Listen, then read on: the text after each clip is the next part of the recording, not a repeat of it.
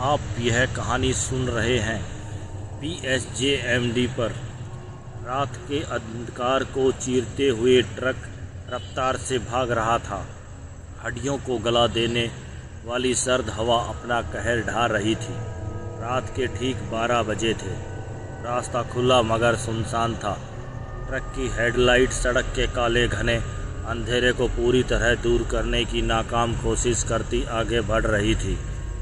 आधी रात के बाद धर्मवीर को गाड़ी चलाने में मज़ा आता था।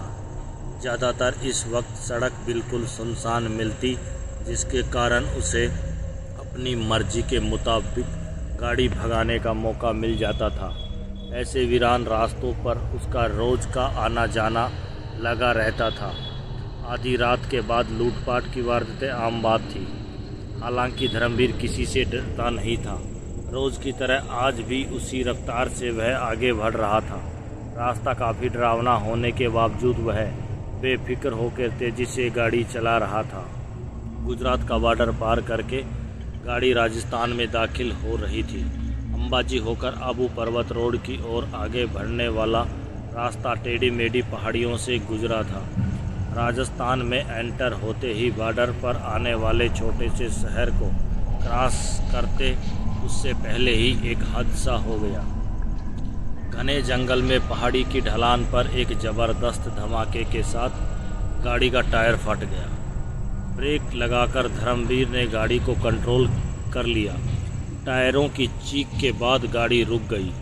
रात के अंधेरे में पेड़ों के डरावने चेहरे किसी राक्षसी कंकाल की भांति लग रहे थे। निशाचर जीवों की आवाज़ें उसे बिल्कुल भी ठीक नहीं लग रही थी। कहीं दूर घनी झाड़ियों में उल्लू भयानक आवाज़ों से डरा रहा था। अचानक लगी ब्रेक के कारण धर्मवीर के लड़के की नींद उड़ गई। क्या हो रहा है बापू? राजू ने मारवाड़ी भाषा में चिंता जताई। उसकी आवाज़ में कंपी थी।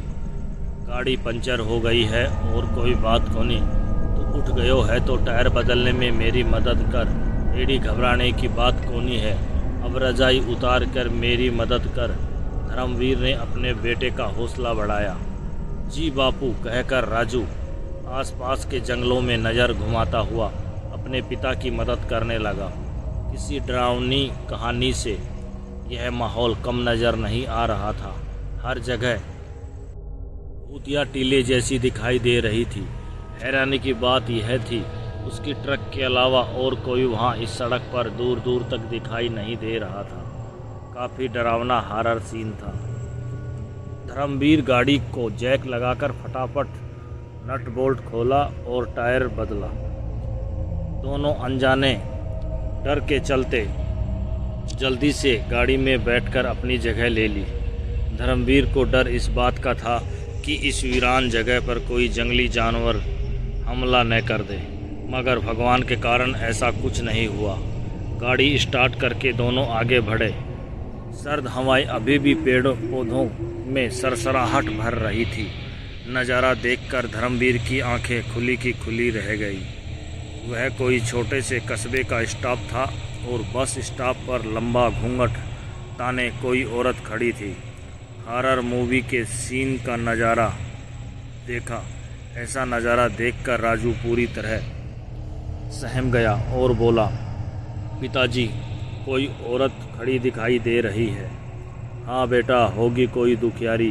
धर्मवीर ने गाड़ी को ब्रेक लगाया। घूंघट ओढ़ के वह स्त्री अपनी चूड़ियों की खनक बिखेरती हुई रोड के बीचों बीच आकर रुक गई। धर्मवीर को गाड़ी रोकनी पड़ी। उसे अजनबी स्त्री का चेहरा देखने की धर्मवीर की कोशिश बिल्कुल नाकाम रही। मुझे अगले स्टेशन तक ले जाइए प्लीज़, अंधेरा बहुत हो गया है और कोई दूसरी गाड़ी भी नहीं है।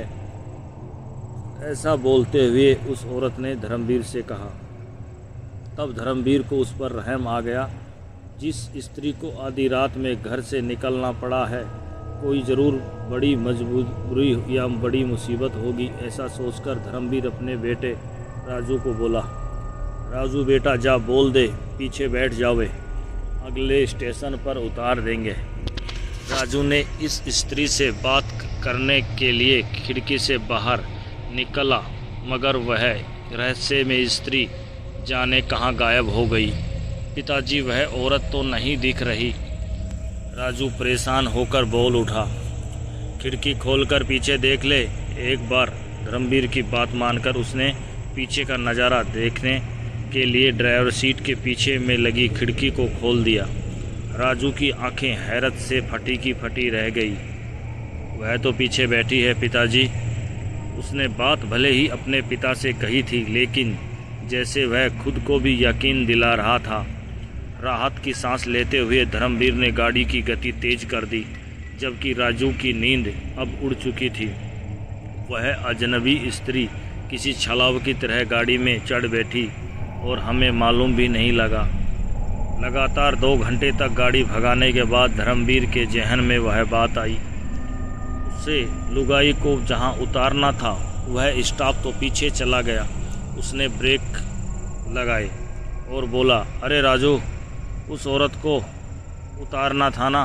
यह बात मेरे दिमाग से निकल गई। देख, वह पीछे तो नहीं सो रही है। फिर राजू ने दूसरी बार पीछे देखा तो एकदम से झटका लगा। वह हड़बड़ाकर बोल उठा, पिताजी, वह औरत तो गाड़ी में नहीं है। धर्मवीर ने राजू को ऐसे देखा जैसे कोई बचकानी बात कर रहा हो। क्या बात करता है, ठीक से देख, कोने में बैठी होगी छुप कर।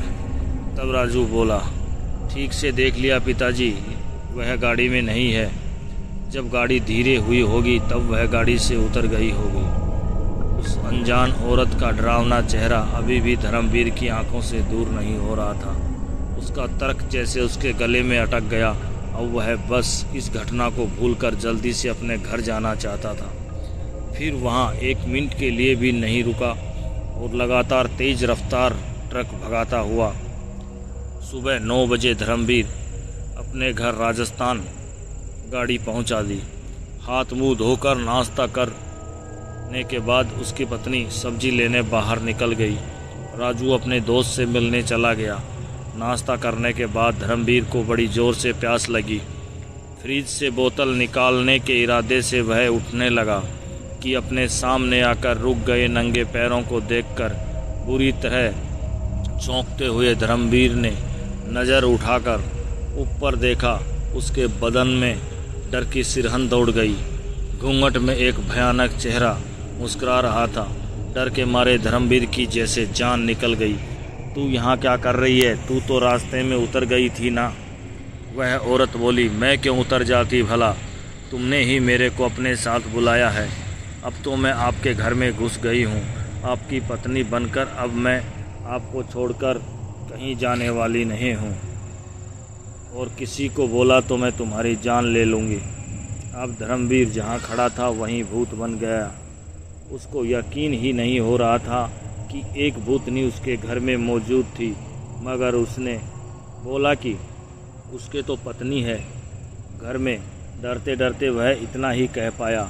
तब वह भूतनी बोली, दूसरी बार अपनी पत्नी का नाम लिया तो तुम्हारी हलक में हाथ डालकर जवान खींच लूँगी। इस तरह से उस चुड़ैल ने धर्मवीर का गला पकड़ा और कहा, तुझे छोड़कर मैं कहीं नहीं जाने वाली।